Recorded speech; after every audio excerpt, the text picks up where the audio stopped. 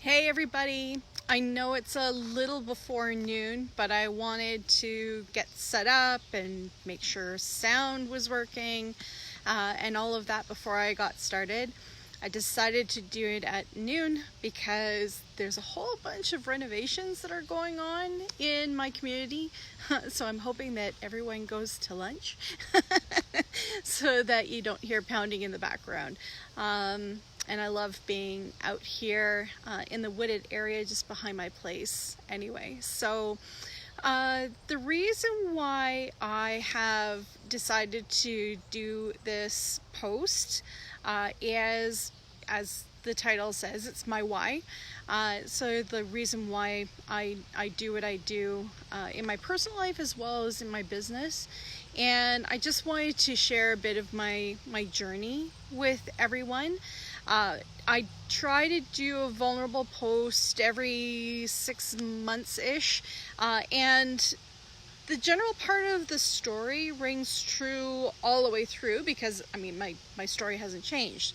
The only thing that changes is my perspective. I get new insight. I get new learning within myself that I like to journal through video so I can see how far I've come in my own journey, and also to show the people that I support that this is a lifelong thing. Being able to do your own development happens over time, and just because you get through some really big segments of your life and you're able to move forward, there's still lots of development and learning that continues as you keep going. Doesn't mean you have to be in therapy or work with somebody that whole time, but it does mean that it's constantly changing, constantly flowing, constantly working. So one of the things I am going to do today, because this is alive, is I do have notes. So I'll be looking down at notes every now and then, but I wanted to share with you a bit of my journey as well. Hi Richard! Hi Megan! How are ya? Yee! Take a look! So one of the people that's on right now actually did this amazing tattoo for me recently. And it is awesome. I actually have it on some energy lines here, so it is absolutely beautiful. Don't worry, I had it covered as I walked out here. It didn't get any sunshine, so all good. So with that little segue into this, I wanted to share with you a bit of my journey. Now, usually I do this via a video that I have recorded, gone over, edited, added music to, and all that kind of stuff. But I felt that this time it was important to do it as a live, to give an opportunity to be able to interact with individuals. So if you're not aware, I am a life transformation specialist, and for the last 3 years I have been working full-time supporting individuals as they transition to different things in their lives. So they could be moving out of a very controlling relationship or religion, or they find that it's time to make that shift in their life where they're actually starting to live again. And what I do is really support them to get that clarity and that new perspective that really helps you to be able to move forward and shift in your life. And prior to that, I worked 20 years as a volunteer coordinator, facilitator, and trainer for distress centers and victim services. And I've worked frontline with those as well. So I have supported people in their darkest hours and help them through. I've supported other people to be able to learn how to use those skills and help transfer people from a really nasty situation to something that is more hopeful. But it hasn't always been that way. I kind of describe my childhood as living in I'm an empathetic person. I would also consider myself an empath. And I grew up in a family that I always considered to be emotionally constipated. You know, I couldn't see anything different. Hi Trish, how are you? So it was challenging. There were some really challenging times in my youth. I had felt betrayed by relationships that I had with individuals, and I was really seeking to have guarantees in life. And I was in a really vulnerable place when I was in my late teens, and there, of course, was a boy. You know, there's always a boy. How did things happen? Well, there was usually a man, or, you know, someone that you're attracted to that you get involved with. And it was interesting. I was looking for guarantees. I was looking for love. I was looking for affection. I was looking for loyalty. And I thought I had found it in this individual. And it wasn't just the individual, it was their family. I had a very challenging, always a boy. Yeah, definitely Trish, always a boy. Especially a big, tall boy who, you know, was an athlete and totally looked like Tom Cruise. But anyway, I digress. But I mean, like, I was in a family where I really, really longed for affection, and my family had other great traits. I mean, scholastic, being able to do research, you know, knowledge, really building on yourself. Those were their strengths, but those weren't the things that I was looking for at the time. I was looking for affection, acceptance, love, and I didn't feel that I was getting it there. And the boy and his family, especially his mom, oh my God, his mom was just like all over affectionate with me, and, you know, deep conversations, and came out to help me with like everything. And I was like flabbergasted that, you know, that happened, and that was something I had always been seeking. So I fell in the congregation. I became a Jehovah's Witness, and I married a Jehovah's Witness.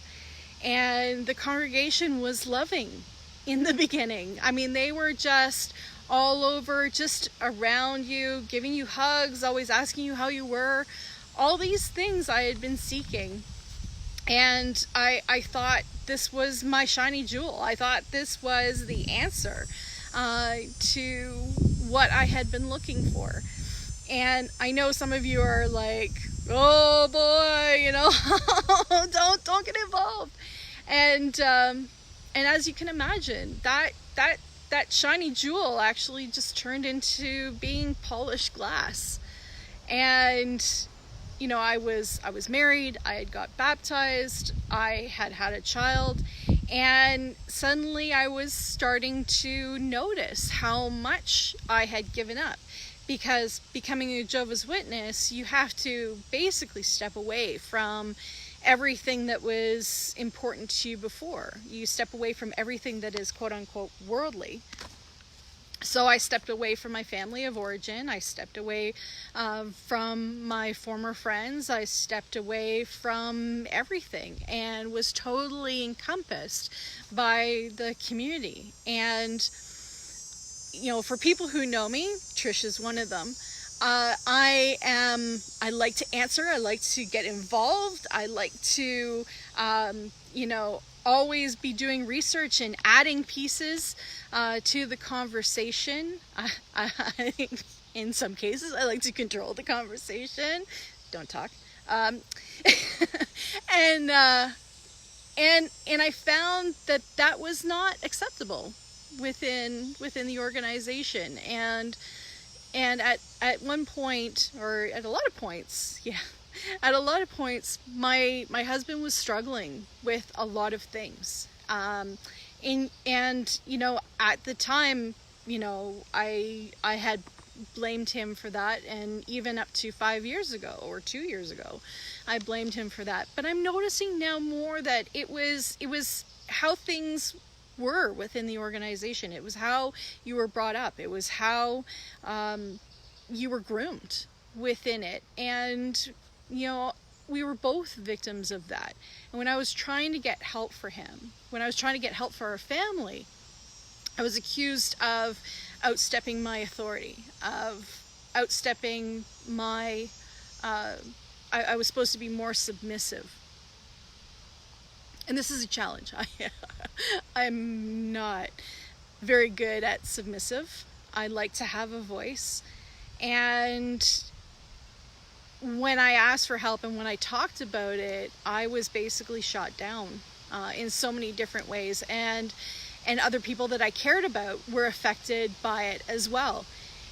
So it came to a point where I started suffering in silence. And a few things really shifted. And there came a point, and there was a lot of friction within my marriage as well. And I remember it came to a head one day. I remember it vividly, absolutely vividly, being in the kitchen, having a heated discussion with my husband, and one of my favorite pots, one of my favorite dishes, I just crashed on the edge of the counter, like just totally shattered it with dinner and all in it. And I just said enough, and it was enough to everything. It was enough to the marriage. It was enough to the religion. It was enough to it all. And just like that dish, I had to pick up the pieces. And this was a huge piece because, just as I said before, I mean, my mother-in-law was that surrogate mother that I had always hoped for. And I lost her. I lost all the friends that I had created. I had lost the brothers that I had. And like the surrogate brothers that I had, because I mean, I had my family of origin brothers, my blood brothers, but I had also spent 10 years not talking to them, not really interacting with them, basically looking down my nose at them because of the religion that I had been in. So there was a lot of really hard things that had to happen from that point. My mother-in-law only talked to me 3 times in the last 16 years. Once when her mom died, once when her dad died, and 3 weeks before she died. And that shunning piece that happens with Jehovah's Witnesses is devastating. And it's even more devastating if it's your family of origin, if these are the people that have been your rock, have been your support. And for me, it was the surrogate parent, and it still hurt. But just that whole shunning piece just devastates everything within your life. So I had to pick up the pieces. I had to have some really hard discussions. I had to be very humble and talk to my family again, ask for help from my family again. Those were some really hard conversations, but I was able to pick up the pieces. I found mentors, I found coaches, I went back to school, I got my honors degree in psychology, a minor in theology and women's studies. I became a volunteer manager, worked with some amazing people over the years.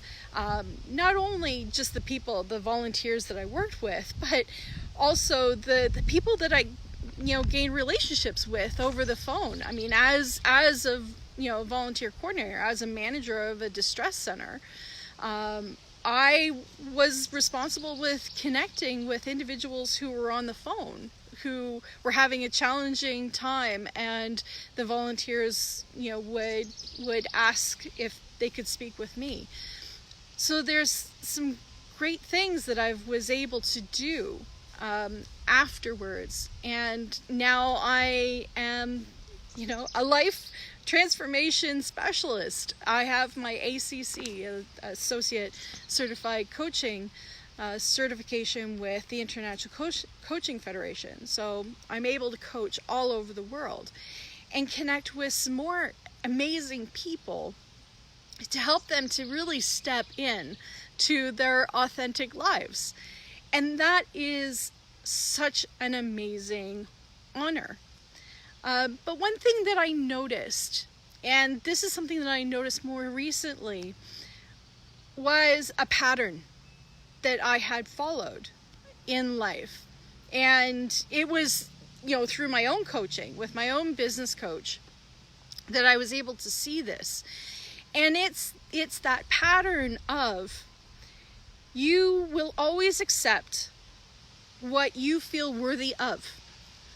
So if you don't feel that you're worthy of love, then you will not get the love that you're hoping for.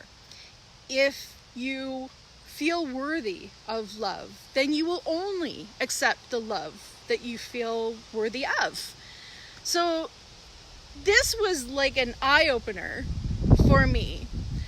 But it's also that piece of, and I don't know if you saw my video for Valentine's Day where love needs a place to land. It's kind of like love is that airplane that's surrounding you, and it's trying to find a place to land. But if you don't feel that you deserve love, if you don't feel that you're worthy of it, there isn't going to be a landing pad for it. You won't be able to see it. You won't be able to have it really connect with you, no matter how much it's rotating around you. But as soon as you do create a space for it to land, and it starts from within, it starts from feeling that you are lovable, feeling that you can be loved, that you're worthy of love, then it has a place to land, and then suddenly you see it. And I kind of analogize this to owning a Jeep, which I did. I owned a Jeep. And as soon as you own a Jeep or are about to buy a Jeep or a motorcycle or anything like that, suddenly you notice them all over the place. When you're driving, you notice them everywhere. It's the same piece. If you're focusing on it, if you are really able to connect with it within yourself, then you'll see it everywhere, right? And it works with all the negative stuff too. Like, if you don't feel you're worthy of something, then you're going to see all the things that are going to prove that you're not worthy of it. So as I said, I do have notes because I want to be able to make sure that I get everything.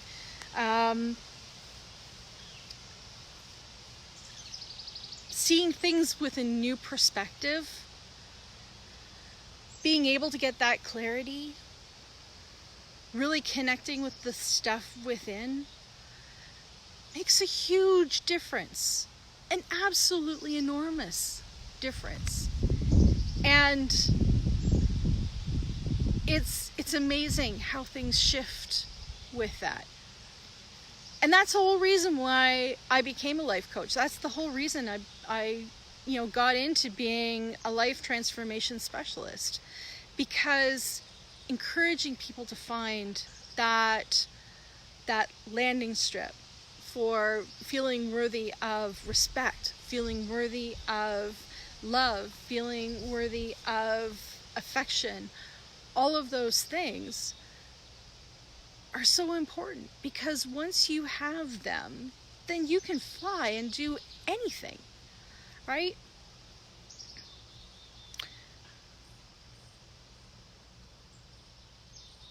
It is quite interesting,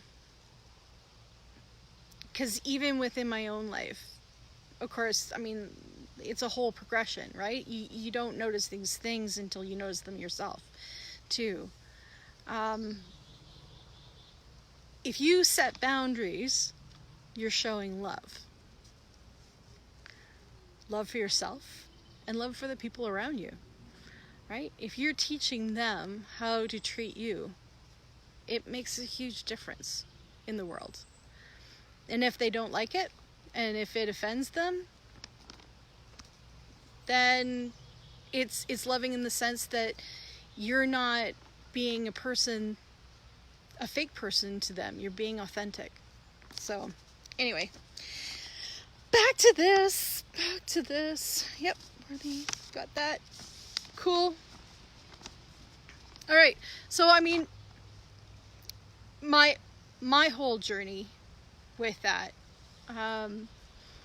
really connects to the journeys that I hope to support ex-Jehovah's Witness with. I mean, I know what it's like to be in that organization. I know what it's like to not be able to live your authentic self.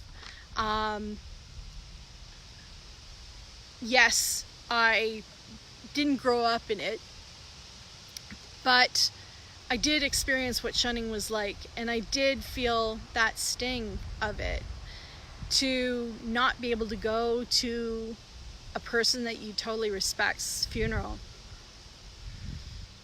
is huge. I don't want to go there, for the propaganda of what it is to recruit people when they're in their darkest hour, when they're grieving. But two, out of respect, this is my mother-in-law, and that is my ex-husband. I'm not going to be there when he needs to be able to grieve. But it was difficult,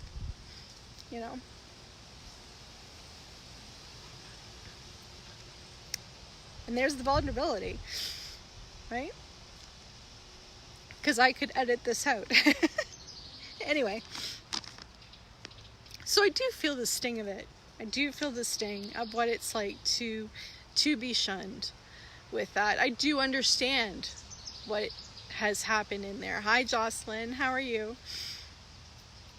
And to be able to support people with the work that I do, it makes that transformation faster.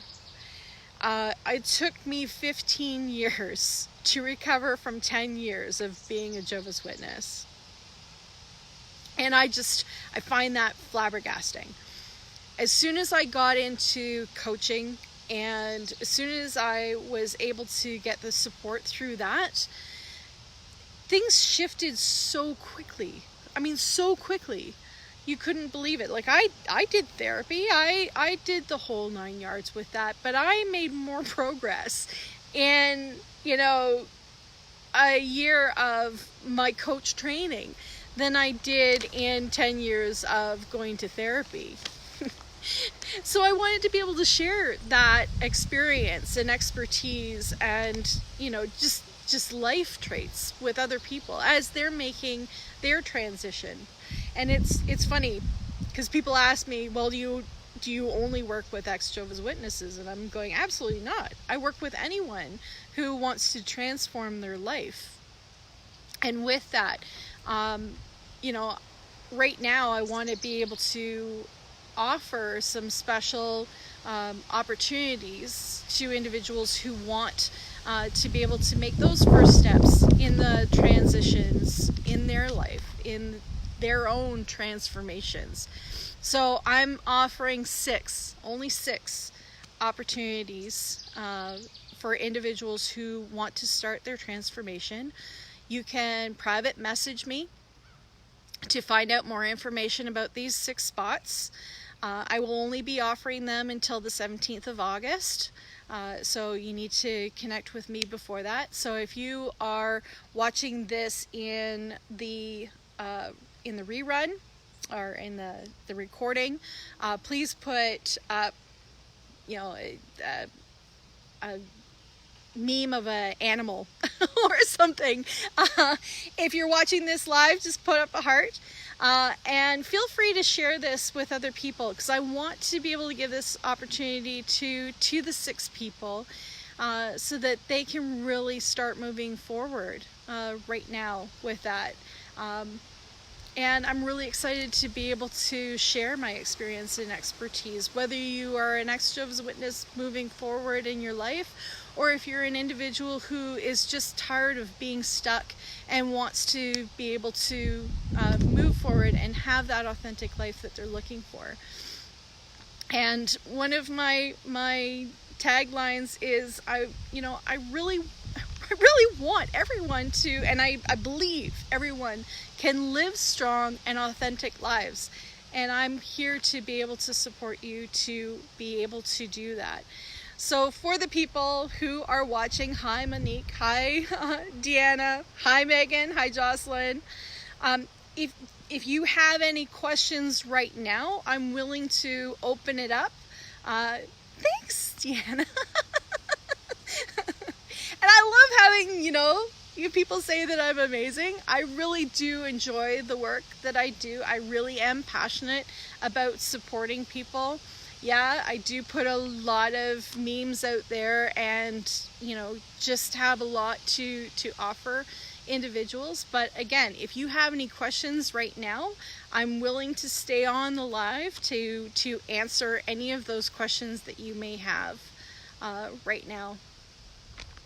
Give you the space to do it, or if you have even questions about my history too, because I have people asking different questions about it. It's kind of nice to have it in a live video. Hi Trish.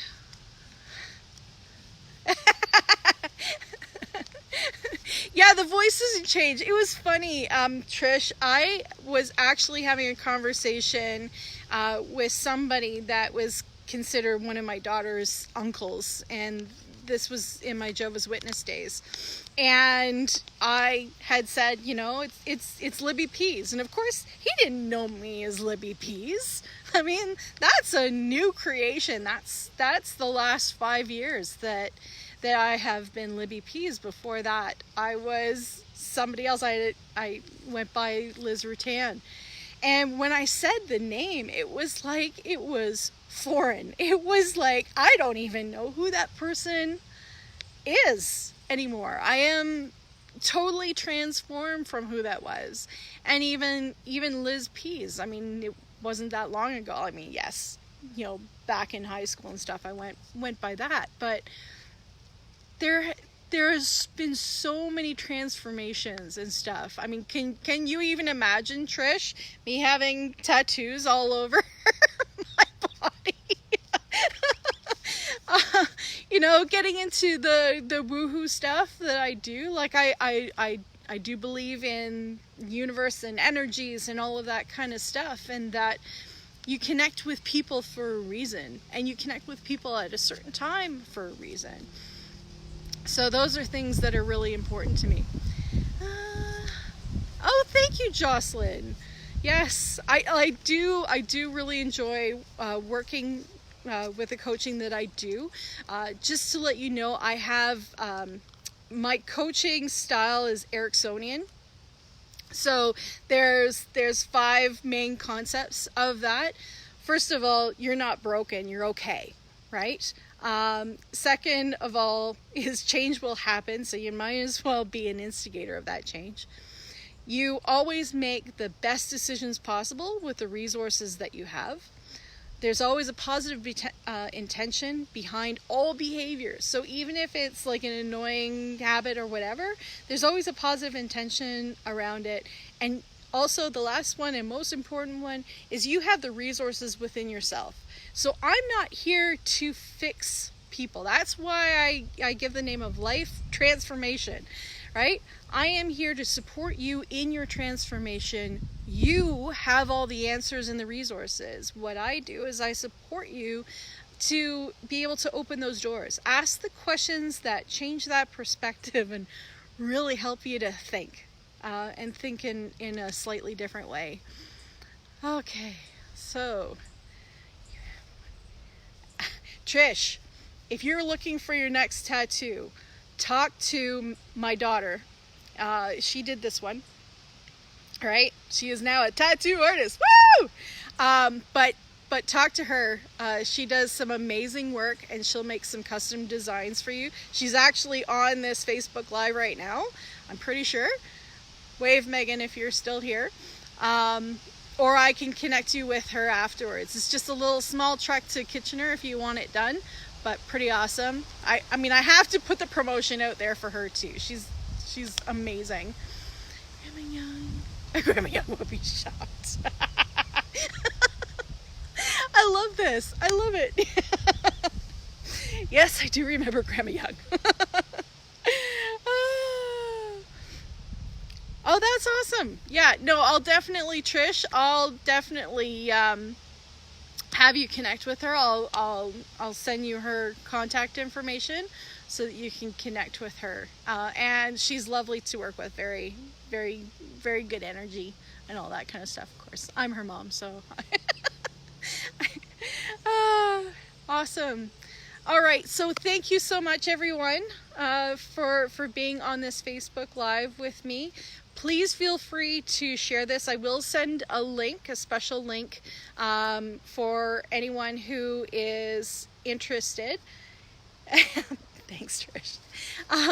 For anyone who is interested or knows somebody who could really benefit from those special 6 spots. Again, they're only available until August the 17th. So please feel free to share the link. I'll put it into the recording after I'm done and back inside.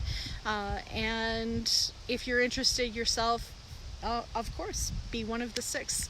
I look forward to being able to connect with you. And if it is in the recording and you do have questions, feel free to put a question into the chat. All the hearts, and if it is in a recording, please put in an animal sign just so I know that you came in on the recording instead of the live. And I'll talk with you soon. I can't wait to connect with you. Take care, guys. Bye.